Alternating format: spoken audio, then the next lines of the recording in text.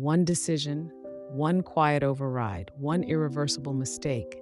It didn't come from malice, just pressure. This is what really happened. Meet James, 33 years old, factory operations supervisor. He is quiet, competent, and well-respected. A father to a young daughter, he takes his job seriously and is known for doing things by the book, never seeking attention, always dependable. It's Monday. The plant is recovering from a weekend shutdown. Corporate wants the line restarted by 3 p.m. James is under pressure.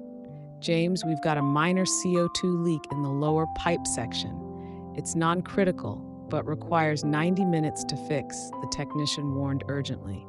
The technician warns James, but James hesitates. He stares at the countdown clock on the dashboard. The pressure from upper management is real. Everyone's waiting on him. Log it. We'll fix it in the next window. Restart the line, James said hesitantly. 2:42 p.m. production resumes. Belts move, machines hum, numbers climb. James watches from above, thinking he made the right call. But by 3:10 p.m., two workers on the lower floor begin coughing. One collapses. The CO2 leak worsened, silent, invisible, and heavier than air. The gas pooled unnoticed.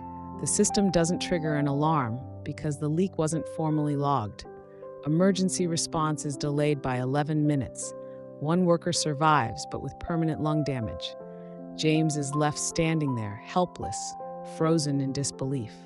The investigation is swift. James is found to have violated 4 safety protocols, one of which he authored. He is terminated for gross negligence.